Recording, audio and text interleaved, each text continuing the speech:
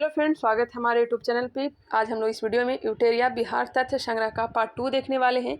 पिछले वाले वीडियो में ही पार्ट 1 हमने कंप्लीट किया था। उसमें पाषाण काल, वैदिक काल और मगध पर कुछ वंशों को देखा था और इसके साथ साथ बौद्ध धर्म को कंप्लीट किया था। आज हम लोग इस वीडियो में महावीर स्वामी से स्टार्ट करने वाले हैं, जो कि जैन धर्म के 24वें तीर्थंकर और जैन धर्म का वास्तविक संस्थापक भी इन्हें माना जाता है। इनका जन्म 540 ईसा पूर्व में, कहीं कहीं 499 ईसा पूर्व भी दिया हुआ रहता है। इनका जन्म 540 या फिर 499 ईसा पूर्व में हुआ था। कहाँ हुआ था? कुंडग्राम, वैशाली में। इनके पिता का नाम सिद्धार्थ था, जो कि ज्ञात्रिक कुल के प्रधान थे। पिता का नाम सिद्धार्थ ज्ञात्रिक कुल के प्रधान थे। माता का नाम त्रिशला, जो कि लिच्छवी गणराज की राजकुमारी थी। पत्नी का नाम यशोदा था। बेटी का नाम प्रियदर्शनी या फिर अनोजा था। वही दामाद का नाम जमाली क्या था? जमाली या फिर जमाली था। उन्होंने 30 वर्ष की आयु में, कितने वर्ष की आयु में? 30 वर्ष की आयु में गृह को त्याग दिया और 12 वर्षों के कठोर तप के बाद 42 वर्ष की आयु में उन्हें कैवल्य की प्राप्ति जुम्भिक ग्राम में ऋजुपालिका नदी के तट पर साल वृक्ष के नीचे हुई। हमने उस वीडियो में बौद्ध धर्म के बारे में बताया था कि गौतम बुद्ध को 6 वर्षों के बाद ही उनको ज्ञान की प्राप्ति हुआ था। 29 वर्ष की आयु में उन्हें गृह त्यागा था। 35 वर्ष की आयु में उन्हें ज्ञान की प्राप्ति हुई थी और 6 वर्ष के कठोर तपस्या के बाद ही। और यहाँ पे महावीर को 12 वर्षों के कठोर तप के बाद 42 वर्ष की आयु में इन्हें ज्ञान की प्राप्ति हुई। और ज्ञान की प्राप्ति को क्या कहते हैं? कैवल्य कहते हैं। इन्हें ऋजुपालिका नदी के तट पर साल वृक्ष के नीचे ज्ञान की प्राप्ति हुई थी। क्लियर। अब आगे बढ़ते हैं। जैन धर्म के त्रिरत्न दिया गया है: सम्यक दर्शन, सम्यक ज्ञान और सम्यक आचरण।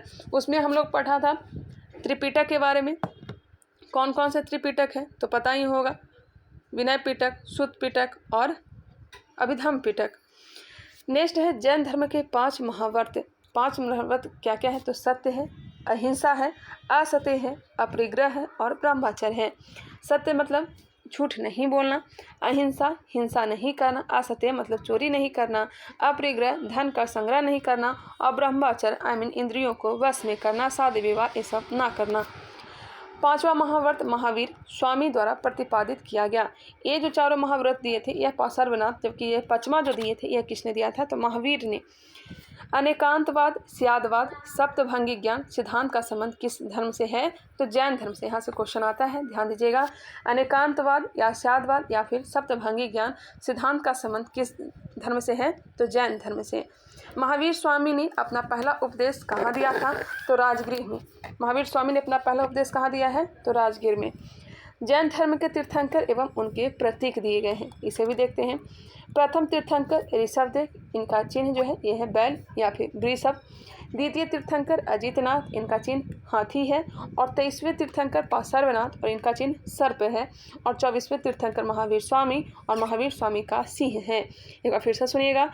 प्रथम तीर्थंकर ऋषभदेव, बैल या वृषभ। दूसरे तीर्थंकर अजितनाथ, इनका चिन्ह हाथी है। तीसरे तीर्थंकर सर्वनाथ, इनका चिन्ह सर्प है। और महावीर स्वामी चौथे 24वें तीर्थंकर थे और इनका चिन्ह सिर है। आगे है महावीर स्वामी के अतिरिक्त 12वें तीर्थंकर वासुपूज्य का जन्म बिहार में हुआ था। वासुपूज्य जो कि 12वें तीर्थंकर थे, इनका जन्म कहाँ हुआ है? तो बिहार में हुआ है। यहाँ से भी क्वेश्चन आता है, 12वें तीर्थंकर का जन्म कहाँ हुआ है? तो बिहार में हुआ है। अब जैन संगीतियाँ दिया गया है। 2 जैन संगीति हुई थी, पहला 310 ईसा पूर्व में और दूसरा हुआ था 512 ईस्वी में। पहला जैन संगीति पाटलिपुत्र बिहार में, दूसरा बल्लभी गुजरात में। प्रथम जैन संगीति के समय शासक कौन थे? तो चंद्रगुप्त मौर्य थे। और अध्यक्षता किसने किया था? स्थूलभद्र ने इसकी अध्यक्षता किया था। और विशेषताएं क्या हैं? तो दिगंबर एवं श्वेतांबर में जैन धर्म का विभाजन हो गया था। पहली जैन संगीति के दौरान ही जैन धर्म का दिगंबर और श्वेतांबर में विभाजन हो गया था। दिगंबर की स्थापना किसने किया था? तो भद्र बाहु ने। और श्वेतांबर की स्थापना स्थूलभद्र ने किया था। नेक्स्ट है द्वितीय जैन संगीति, इसकी अध्यक्षता देवाधि क्षमा श्रवण ने किया था। और जैन धर्म ग्रंथों का अंतिम संकलन द्वितीय जैन संगीति के दौरान किया गया था। द्वितीय जैन संगीति कहाँ हुआ था? तो बल्लभी गुजरात में 512 ईस्वी में। महावीर स्वामी की मृत्यु 468 ईसा पूर्व में 72 वर्ष की आयु में पावापुरी में हुई थी। जन्म कहाँ हुआ था? तो कहाँ हुआ था? कुंडग्राम वैशाली में। और मृत्यु कहाँ हुआ? तो पावापुरी में 72 वर्ष की आयु में। जैन धर्म का विभाजन प्रथम जैन संगीति में श्वेतांबर एवं दिगंबर के रूप में हो गया था। श्वेतांबर एवं दिगंबर के रूप में हुआ था। दिगंबर के संस्थापक कौन थे? तो भद्रबाहु। इसमें परिवर्तन को स्वीकार नहीं करते हुए पूर्ण नगनता एवं कठोरता को अपनाया गया। नगण्य रहने लगे, कठोर तप करने लगे। कौन? दिगंबर वाले। श्वेतांबर वाले श्वेत वस्त्र धारण करने लगे और यह दिगंबर की तुलना में कम कठोर थे। इसमें परिवर्तन को स्वीकार किया गया। नेक्स्ट क्वेश्चन है शुंग वंश। अब हम लोग मौर्य वंश को कंप्लीट कर लिया था। हर्यक वंश, शिशुनाग वंश, नंद वंश और मौर्य वंश को कंप्लीट कर लिया था पिछले वाले वीडियो में। अब हम लोग शुंग वंश को देखने वाले हैं। मौर्य वंश के अंतिम शासक बृहदर्थ की हत्या करके पुष्यमित्र शुंग ने 185 ईस्वी पूर्व में शुंग वंश की स्थापना की थी। शुंग वंश की स्थापना किसने की? पुष्यमित्र शुंग ने। किसकी हत्या करके? तो बृहदर्थ की हत्या करके।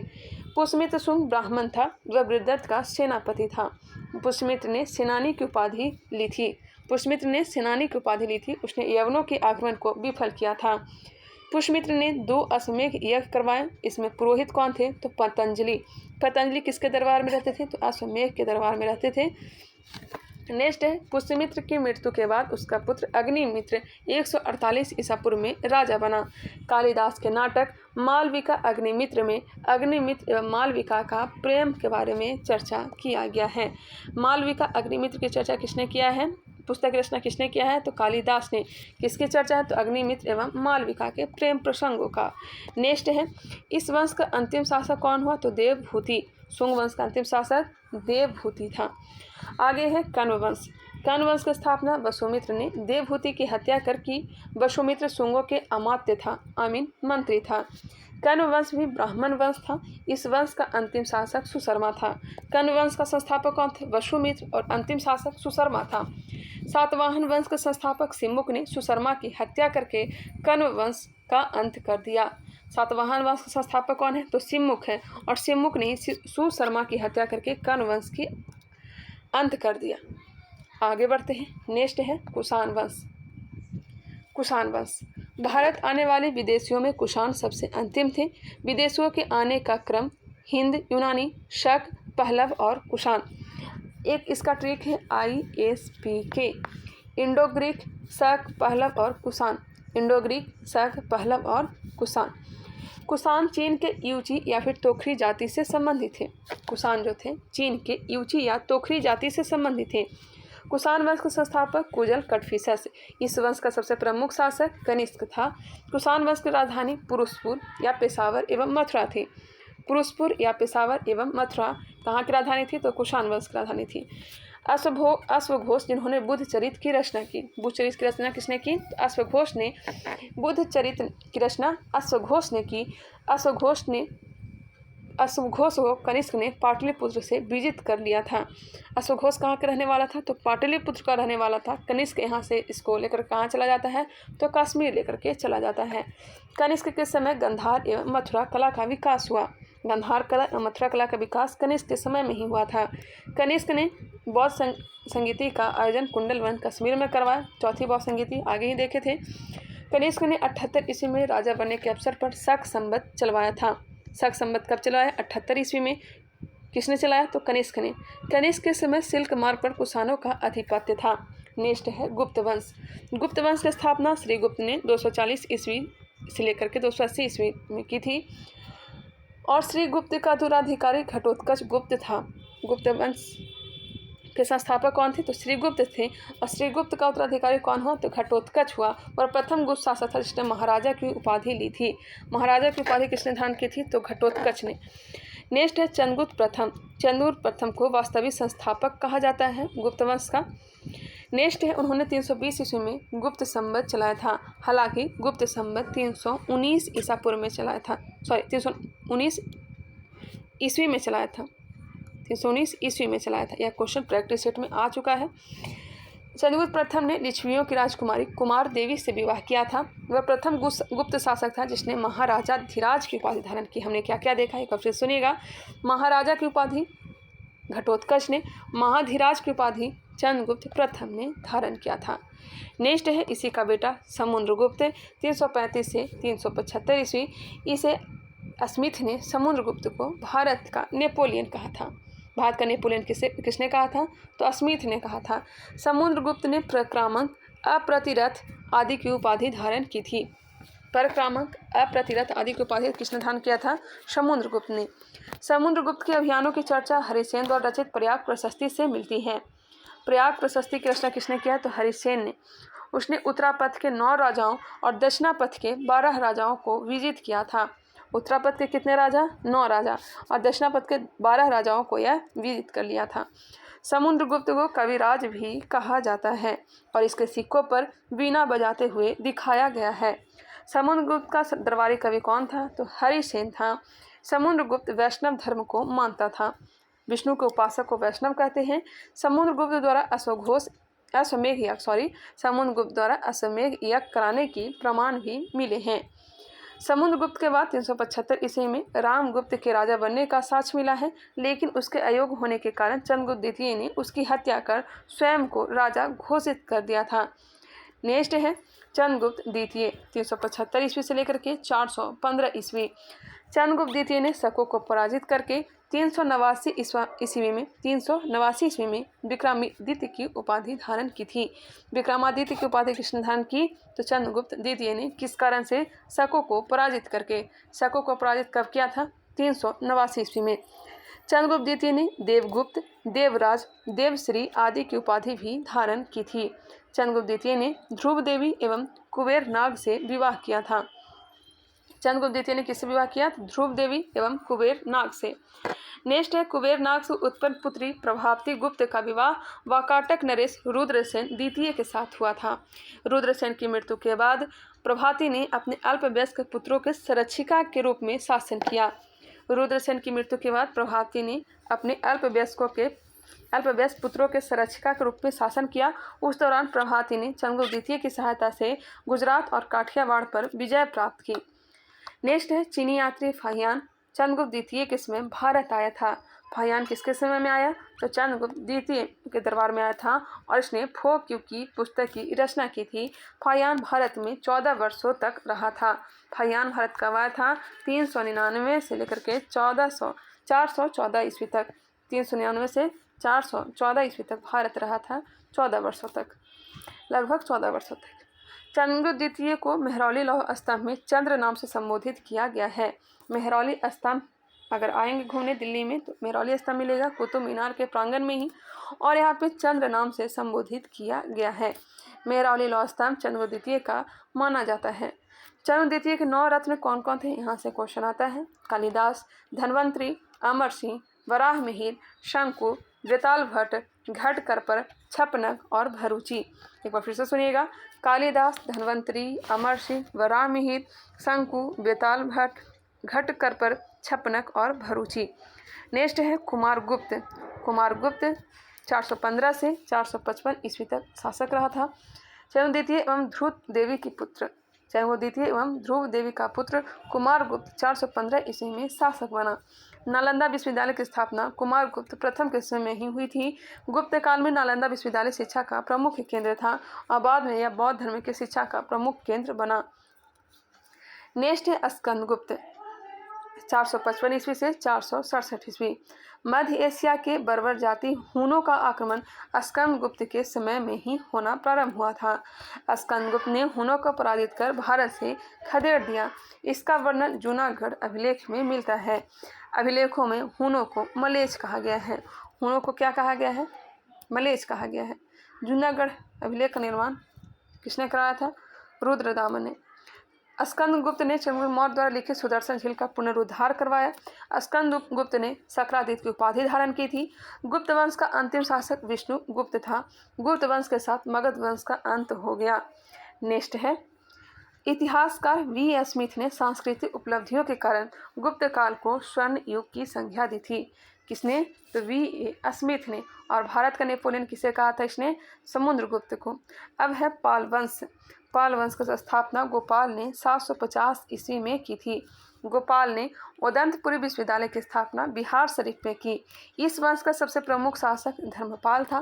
धर्मपाल ने विक्रमशिला विश्वविद्यालय की स्थापना की। सोमपुर महाविहार का निर्माण भी धर्मपाल ने करवाया था। सोमपुर महाविहार वर्तमान में बांग्लादेश में है। इसका भी निर्माण किसने करवाया था? धर्मपाल ने। धर्मपाल ने त्रिपक्षीय संघर्ष में प्रतिहारों एवं राष्ट्रकूटों से संघर्ष किया था। प्रतिहार शासक धर्मपाल प्रतिहार शासक वत्सराज से पराजित हुआ। बाद में धर्मपाल ने राष्ट्रकूट शासक ध्रुव और प्रतिहार शासक वत्सराज को पराजित किया। उसने कुछ समय के लिए कन्नौज पर अधिकार भी किया था। नेक्स्ट है, धर्मपाल ने उत्तरापथ स्वामी की उपाधि धारण की थी। उत्तरापथ स्वामी की उपाधि धारण किसने की? या धर्मपाल ने। गौर से सुनते चलिएगा।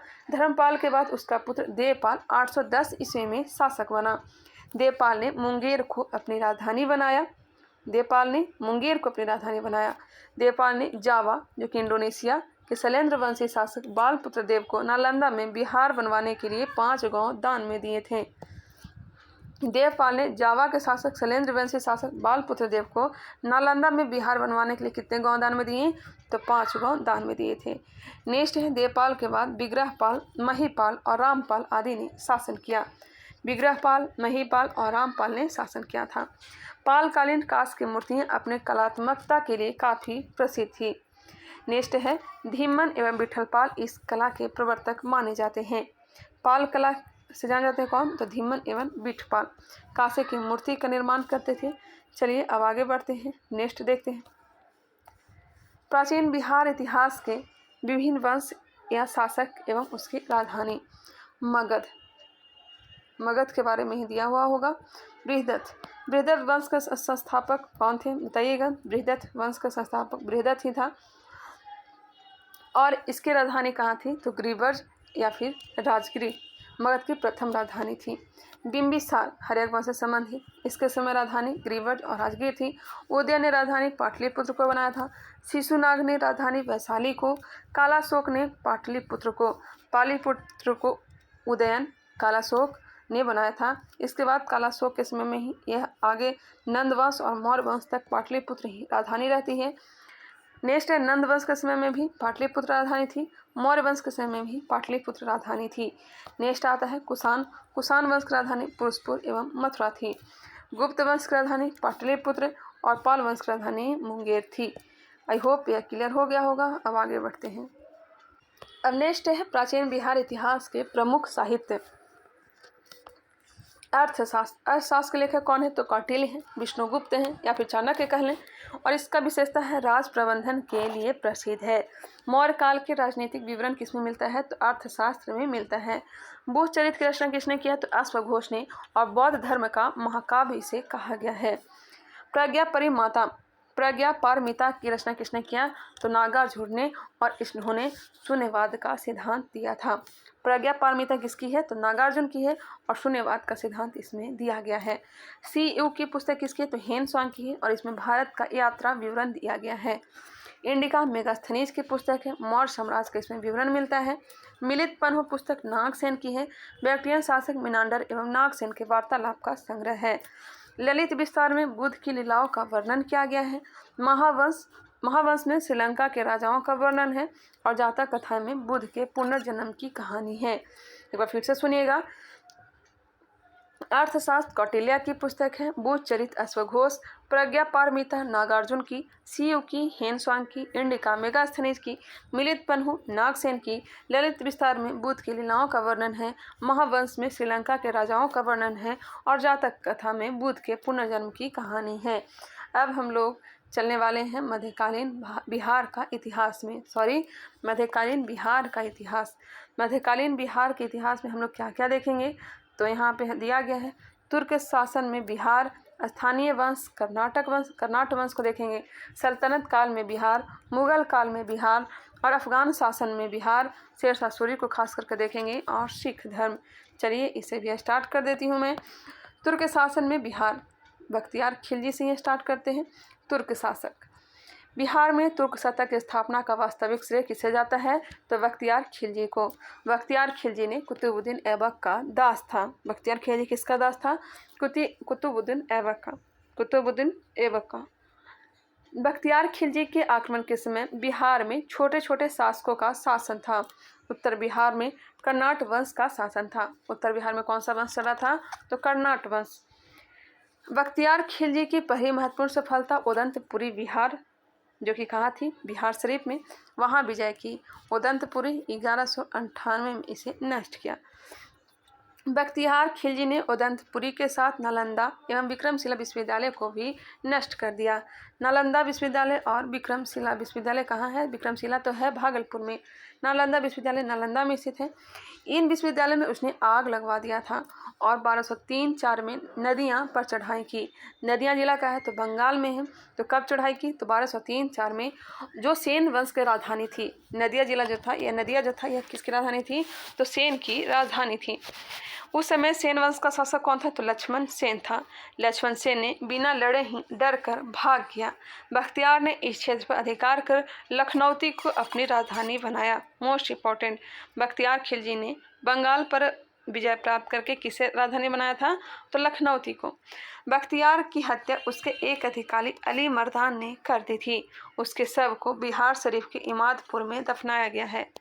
बख्तियार खिलजी का सब कहाँ दफनाया गया है? तो इमादपुर में। इमादपुर कहाँ है? तो बिहार शरीफ में।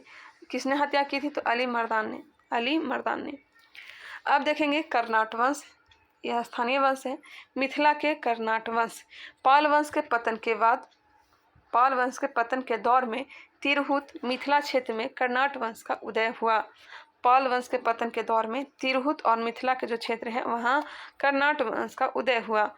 कर्नाट वंश संस्थापक नान्यादेव थे। कर्नाट वंश के संस्थापक कौन थे? तो नान्यादेव थे और अंतिम शासक हरिदेव थे।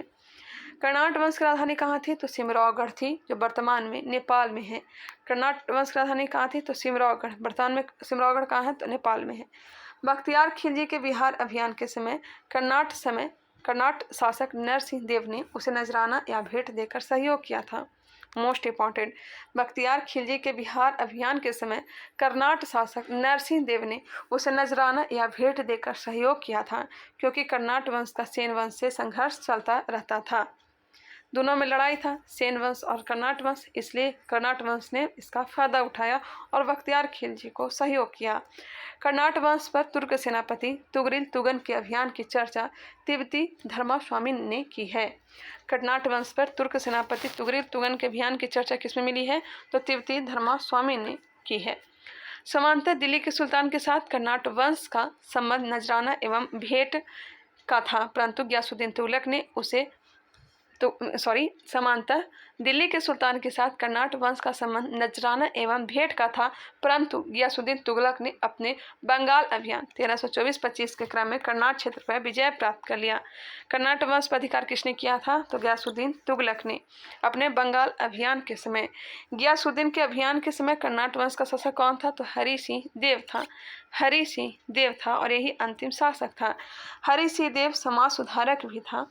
हरि सिंह इस वंश का अंतिम शासक था। उसके समय पंजी प्रबंध का विकास हुआ था। पंजी प्रबंध का विकास किसके समय? हरि सिंह देव के समय। अब हम लोग देखने वाले हैं सल्तनत काल में बिहार। दिल्ली के सुल्तान एवं बंगाल शासकों के बीच निरंतर होने वाले संघर्ष में बिहार लंबे समय तक युद्ध का अखाड़ा बना रहा। इल्तुतमिश दिल्ली सुल्तानत का प्रथम सुल्तान था जिसने बिहार पर अभियान किया। उसने 1225 में बंगाल एवं बिहार पर अधिकार किया, परंतु यह अधिकार उसके उत्तराधिकारी के समय खत्म हो गया।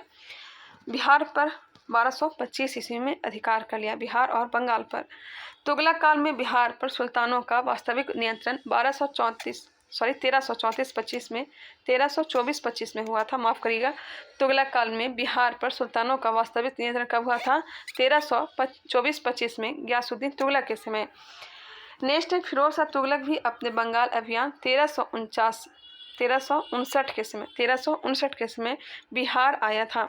फिरोज शाह तुगलक भी अपने बंगाल अभियान के दौरान 1359 के समय बिहार आया था। पटना और गया से उसके अभिलेख प्राप्त हुए हैं। राजगीर के जैन मंदिर के अभिलेखों में उसके द्वारा अनुदान देने के प्रमाण मिले हैं। राजगीर का जैन मंदिर है, वहाँ इन्होंने क्या दिया था? तो दान दिया था, अनुदान दिया था, उसी के प्रमाण यहाँ से मिले हैं। तुगलक काल में बिहार की राजधानी बिहार शरीफ थी। उस काल में बिहार शरीफ का नगर बौद्ध धर्म का प्रमुख केंद्र था। तुगलक काल में बिहार के प्रशासकों में सबसे महत्वपूर्ण नाम मलिक इब्राहिम का है, जो मलिक बया कहलाते थे। इनका मकबरा बिहार शरीफ में पहाड़ी पर स्थित है। मलिक बया का मकबरा कहाँ है? तो बिहार शरीफ में पहाड़ी पर स्थित। नेक्स्ट है 13वीं शताब्दी के मध्य में मिन्हाज की रचना। तबकात नासिरी में बिहार नाम का उल्लेख मिलता है। 13वीं शताब्दी के मध्य मिन्हाज की रचना तबकात नासिरी में बिहार का नाम उल्लेख मिलता है। अब है अफगान शासन में बिहार। सिकंदर लोदी ने 1495-96 में दरिया खानोहानी को बिहार में प्रशासक राज्यपाल नियुक्त किया। सिकंदर लोदी ने 1495-96 में दरिया खानोहानी को बिहार में प्रशासक या राज्यपाल नियुक्त किया। इब्राहिम लोदी की मृत्यु के बाद दरिया खानोहानी का पुत्र बहार खानोहानी ने स्वतंत्र सत्ता की घोषणा कर दी। दूसरी ओर अफगान शासक महमूद लोदी बाबर से बचने के लिए बिहार आ गया। बाबर ने 1529 में घाघरा के युद्ध में बिहार के इन अफगानों को पराजित कर दिया। घाघरा युद्ध के बाद बिहार में शेर शाह के नेतृत्व में पुनः अफगानों का उदय हुआ। अब हम लोग देखने वाले हैं शेर शाह सूरी। शेर शाह सूरी का जन्म 1486 ईस्वी में हुआ था। पिता का नाम हसन खां जो सासाराम के जागीरदार थे। शेर शाह के बचपन का नाम फरीद खां था। बहार खां नूहानी ने फरीद खां को शेर खां की उपाधि दी थी।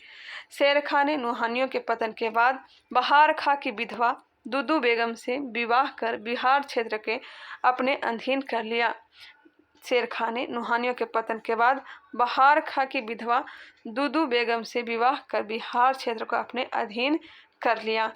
क्लियर। नेक्स्ट क्वेश्चन है नेक्स्ट टॉपिक शेर खां ने या फिर शेर शाह ने 1534 ईस्वी में सूरजगढ़ की लड़ाई में बंगाल को पराजित कर उस पर अधिकार कर लिया। सूरजगढ़ की लड़ाई कब लड़ा था? तो 1534 ईस्वी में।